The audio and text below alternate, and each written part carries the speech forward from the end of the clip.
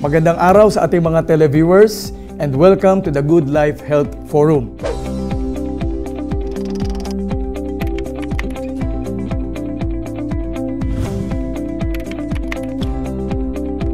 Muli po, ito yung ating show na kung saan sinasagot namin ang inyong mga katanungan from our Twitter account.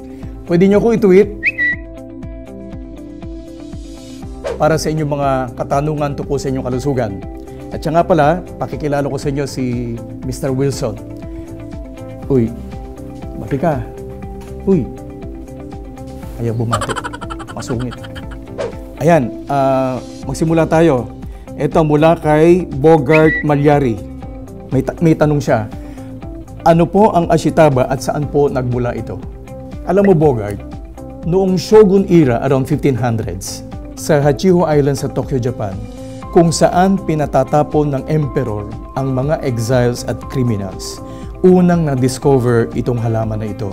Napansin ng emperor na bagamat limitado na lang ang rasyon ng mga pagkain sa mga preso, nananatili pa rin silang maganda ang kalusugan at pangangatawan at humahaba pa ang buhay. Nalaman ng emperor na may halaman na kinakain ang mga preso sa isla. Ito nga yung nadiskubring Ashitaba. At hanggang ngayon, pinag-aaralan ito ng mga Japanese scientists kung paano nakatutulong ang Ashitaba sa iba't ibang uri ng karamdaman ng tao, lalo na ng kanser. Mr. Wilson, pwede ba sa hayop? Uy, pwede ba sa hayop ang Ashitaba? Ay sumagot. Maraming salamat, Bogart Malyari, sa iyong katanungan. Ito, may bago naman. Galing kay Baby Girl. Parang kilala ko ata ito Kasama ata namin ito isang gabi. Anyway, etong katanungan niya. Hello Doc Vic. Ask ko lang, pag kumakain o uminom ako ng Ashitaba, paano ito nakatutulong sa aking katawan? Maraming salamat sa tanong mo, Baby Girl. O Baby Girl, ito ang nagagawa ng Ashitaba. Number 1, ito ay nagpapalakas ng ating immune system. Mr. Wilson, alam mo ba immune system? Uy! Ang immune system, ito yung parang sundalo ng ating mga katawan. Ito yung nagbibigay ng depensa ng katawan natin. Pangalawa, detoxifying agent ang Ashitaba. Ibig sabihin, nag-aalis ng mga laso na nakuha natin sa ating pagkain, iniinom, ginagamit sa katawan araw-araw. At pangatlo, nagre-regulate ito ng ating blood pressure. Kaya magaling sa blood pressure ang Ashitaba. It also helps regulate blood sugar levels and therefore, it prevents diabetes. Magaling ito sa mga diabetic patients. Next, ito ay nagme-maintain ng pH balance sa katawan. Ang katawan dapat ay alkaline. So ang Ashitaba alkaline. Kapag alkaline ang katawan, normal tumatakbo lahat ng mechanisms ng katawan. Isa pa, ito ay mayroong antibacterial at anti-inflammatory property. Kaya magaling ito sa mga may arthritis, osteoarthritis, at iba pang mga itis. Magaling yan. Isa pa, it helps increase body's metabolism. Paano yon? Napansin nyo ba may mga tao na kahit lamon ng lamon, katulad to ni Mr. Wilson, hindi tumataba. Kasi mabilis ang metabolic rate.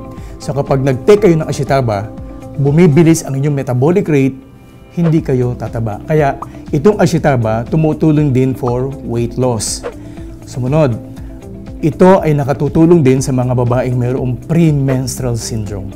Nabanggit ko na rin kanina to, it helps reduce muscular and joint pain. So sa mga arthritis at saka yung mga sumasakit yung mga laman-laman.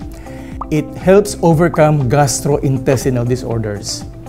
Mr. Wilson, ano yung mga gastrointestinal disorders? Kita mo yan, mga bituka mo o butas-butas na.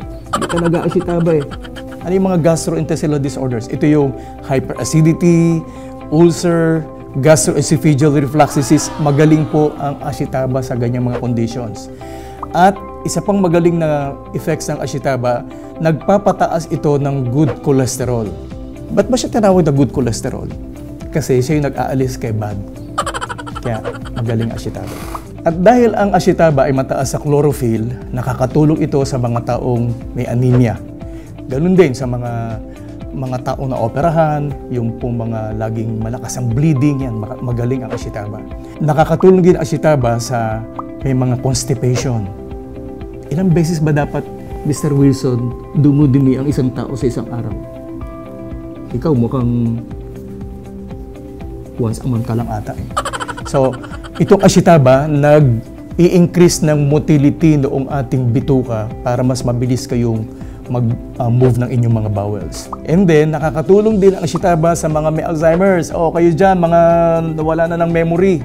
Magaling ashitaba, yung mga nalimutan na umuwi sa tunay na asawa, nalimutan ng magbayad ng utang, magaling po yung inyong ashitaba. I-take nyo.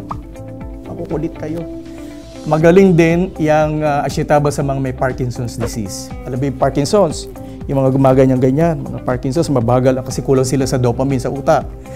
Minsan, ang gustong hawakan ay halimbawa itong ulo. Kung saan-saang bahagi ng parte bumababa yung kamay kasi meron intentional tremor. Mali ang nahihipo, hindi sa ulo, bumababa. Ganyan. Delikado ang Parkinson's, kaya mag-take kayo ng ashitaba. It helps accelerate wound healing. So, nagpapabilis magpagaling ng sugat. It also helps increase concentration and attention. And it has anti-aging properties. Inumin nyo ng 3 buwan ang ashitaba. Tuloy-tuloy. After 3 months, fetus na uli kayo. Ayaw maging fetus. At marami pang iba. Nako, baka kulang itong ating oras natin sa show. Ang dami pang magagandang effects ng ashitaba.